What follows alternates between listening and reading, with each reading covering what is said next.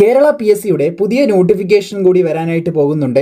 ഇവിടെയായിട്ട് നിങ്ങൾക്ക് കാണാൻ സാധിക്കുന്നതാണ് കേരള PSC 2026 ജൂൺ 8 ചേർന്ന കമ്മീഷൻ യോഗ തീരുമാനത്തിൻ്റെ ഡീറ്റെയിൽസ് ആണ് ഇവിടെ കൊടുത്തിട്ടുള്ളത്. അപ്പോൾ ഇതിൽ സർവകലാശാലകളിൽ കമ്പ്യൂട്ടർ അസിസ്റ്റന്റ് ഉൾപ്പെടെയുള്ള പോസ്റ്റുകൾ ഫയർ ആൻഡ് റെസ്ക്യൂ സർവീസിൽ നമ്മുടെ സ്റ്റേഷൻ ഓഫീസർ ട്രെയിനി എന്ന് പറയുന്ന പോസ്റ്റ് ഉൾപ്പെടെയുള്ളത് ഇതിൽ വരാനായിട്ട് പോകുന്നുണ്ട്.